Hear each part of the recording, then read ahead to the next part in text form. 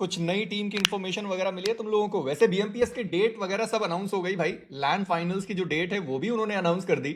Comment section में ही करी है पर ठीक है, कर दी है अनाउंस तो इट्स ओके। उन्होंने, मुझे ऐसा लगता है कि क्राफ्टन के जो एडमिन है सोशल मीडिया के, उन्होंने कहा इस बार सारे लोग लीक्स लीक्स खेले। इसके पहले ही मैं सारी जो डेट्स है वो पहले से ही रिवील कर देता हूँ।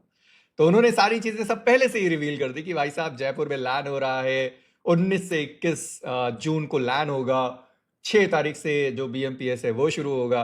तो उन्होंने सारी चीजें वैसे ही बता दी, 64 टीम्स इनवाइटेड होंगी, तो सब उन्होंने बता दिया है। अब कोई लीक लीक करने का बचा नहीं है। अब मेरे हिसाब से डायरेक्टली वो लोग जो, क्या बोलते हैं उसको, टीम अनाउंसमेंट है वैसा। अब जब टीम अनाउंसमेंट है वही बची हुई है और फॉर्मेट बचा हुआ है। सेकंड स्लॉट का कुछ नहीं बताया ना, सेकंड स्लॉट का पता नहीं, देखेंगे सेकंड स्लॉट का क्या होता है। बट जितना भी था सब उन्होंने बता दिया। अभी दो चीजें बची हुई है, एक कौन कौन सी टीम्स इनवाइटेड है, मतलब 64 कौन सी टीम्स है जो इनवाइटेड है।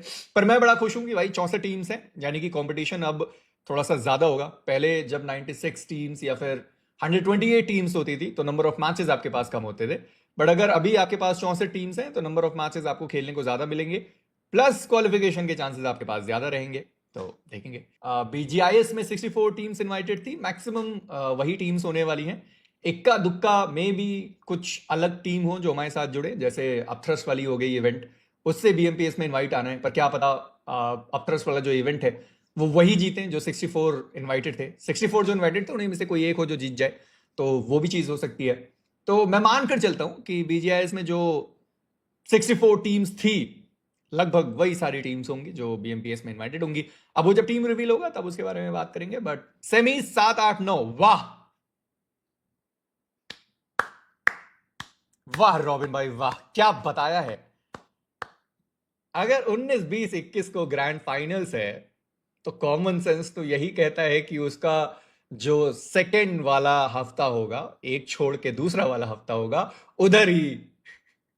और आपको क्यों नहीं लगता कि सेमीफाइनल के बाद लास्ट चांस क्वालिफायर्स भी होगा प्रो सीरीज में? भाई लास्ट चांस क्वालिफायर्स तो होना बनता है ना भाई।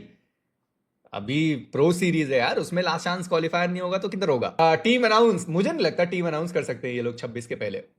जब तक ये नहीं खत्म होता ट्रांसफर विंडो, तब तक आई डोंट थिंक कि अलाउ होगा रिवील करना। क्योंकि जो स्टोरी आई थी क्राफ्टन की तरफ से वो ये था कि पहले क्राफ्टन अप्रूवल देगी, पहले क्राफ्टन की तरफ से सारी चीजें होंगी, फिर उसके बाद जो रिवील है टीम, वो अपने प्लेयर्स को वो रिवील कर सकते हैं। तो पहले क्राफ्टन की तरफ से वो कंफर्मेशन होगा, देन उसके बाद वो लोग रिवील कर सकते हैं। तो मेरे हिसाब से 26 के बाद जो रिवील है वही होगा। टीएमपीएस शुरू हो रहा है आपका 6 से। टीम्स 64, लैंड फाइनल्स 19 20 और 21 जून में लैंड फाइनल्स होगा। और लैंड फाइनल्स की डेट है जयपुर। जयपुर की गर्मी यार, अरीना में तो वो है, क्या बोलते हैं उसको, एसीज होते ही हैं, अरीना में एसी होता ही है। बट वो है कि आपको जब तिन्ने तिन्ने आना होगा तो थोड़ी मुश्किल होगी। खैर, तो लैंड फाइनल्स है जयपुर में 19 20 21 जून को, और 6 मई से शुरू हो रहा है। टोटल टीम 64 है। अभी सबसे बड़ा सवाल कि मुझे ऐसा लगता है, मुझे क्या सबको ही लगता होगा, तो सभी को पता है कि जो सेमीफाइनल्स होगा वो 5 6 और 7 को होगा, ऑब्वियस, क्योंकि इसके बाद ये सारा टाइम लैन सेटअप एंड बाकी सारी चीजों में लगता है। बट मुझे ऐसा लग रहा है कि 5 6 7 को तो सेमीफाइनल्स होगा ही होगा, पर 8 और 9 दो और दिन जहां पर शायद आपको सर्वाइवल स्टेज या लास्ट चांस क्वालिफायर जैसे बीजीआईएस में था वैसे एक बार फिर आपको दिखाई दे। तो मे भी हो सकता है कि लास्ट चांस क्वालिफायर्स भी हो, अगर नहीं भी हुआ तो भी ठीक है, बट अगर हो जाएगा तो फिर मजा ही आ जाएगा भाई। कम से कम कुछ और एक्स्ट्रा टीम्स जो शायद सेमीफाइनल से डायरेक्टली नहीं पहुंच पा रही हैं वो लोग दूसरे तरीके से पहुंच जाएंगे। दूसरा तरीका मतलब 12 और मैचेस खेल के वो पहुंच जाएंगे।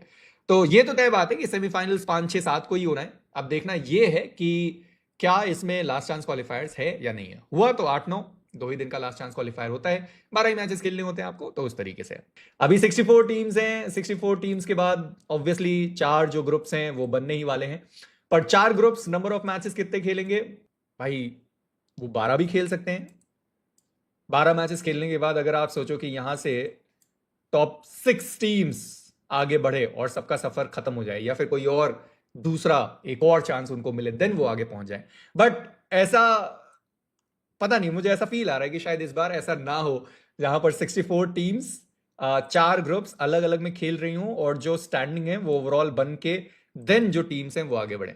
मुझे इसके चांसेस बड़े कम लग रहे हैं, ऐसा मेरा मानना है। फॉर्मेट किसी को नहीं पता है, जैसे आप लोग को पता है। तो मुझे ऐसा लगता है कि इस बार अगर ग्रुप वाइज जो क्वालिफिकेशन है वो होता है तो मैं मानकर चलता हूँ काफ़ी ज़्यादा मज़ेदार होगा पूरा इवेंट, क्योंकि भाई इसमें से EWC के लिए एक स्लॉट है, तो ज़रूरी है कि लोग अपना बेस्ट दें, और उसके लिए ये भी ज़रूरी है कि अपने ही ग्रुप में वो कंपटीशन हो। अगर ओवरऑल में वो कंपटीशन हुआ फिर एक आध टीम होती है जिनका नुकसान थोड़ा ज़्यादा हो जाता है। देखेंगे किस तरीके से पूरा फॉर्मेट होता है। बट हाँ, अगर चारों ग्रुप से टीम्स क्वालिफाई हो रही हैं आगे के साइड पे तो भाई वेल एंड गुड, अगर ओवरऑल होती हैं तो ठीक है, जो है वो है, देखेंगे कैसा होता है। दूसरा स्लॉट बताओ कहां से? अरे पता नहीं रे, और मुझे नहीं लगता कि लीडर बोर्ड से होने वाला है। BGIS और BMPS का अगर लीडर बोर्ड बनाते हैं तो पॉसिबिलिटी उसकी ज्यादा है। मतलब जो BGIS हुआ है और जो BMPS होने वाला है उसका अगर वो लोग ग्लोबल लीडर बोर्ड बनाते हैं तो मैं मान सकता हूं कि हाँ, वहां से दूसरा स्लॉट जा सकता है।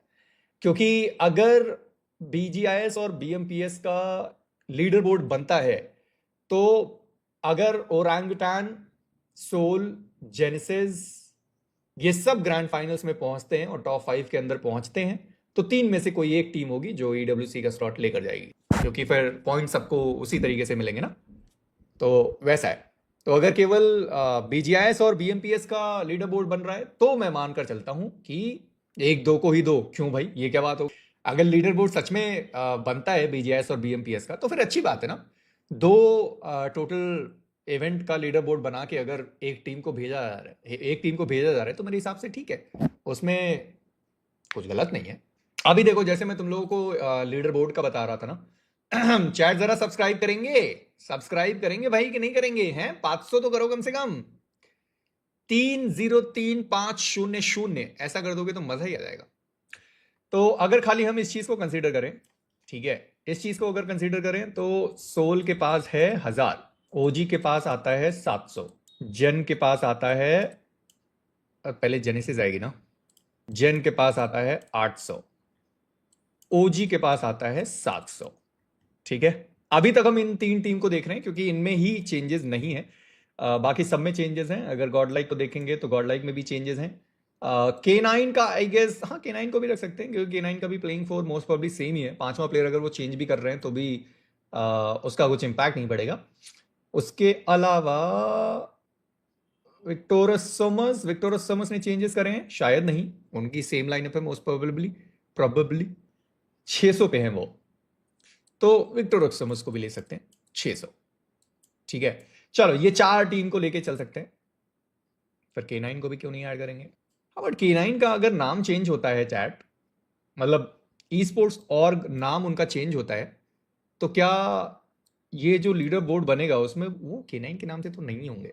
Hello Shri, welcome, thank you so much, welcome to Chhota Mitra family, स्वागत है। चलो K9 का भी के लिए छोड़ देते हैं। तो ये चीज है कि अगर BGIS प्लस BMPS का लीडर बोर्ड बनाया जाता है और यहां से सेकंड स्लॉट दिया जाता है तो आई गेस फेयर मेरे हिसाब से वक्स इन 4 में से, अगर ये चारों लैंड फाइनल्स वापस से पहुंच रहे हैं प्रो सीरीज के और टॉप 5 के अंदर रहते हैं तो फिर तो इन 4 में से कोई ही होगा जो सेकंड स्लॉट लेकर जाएगा।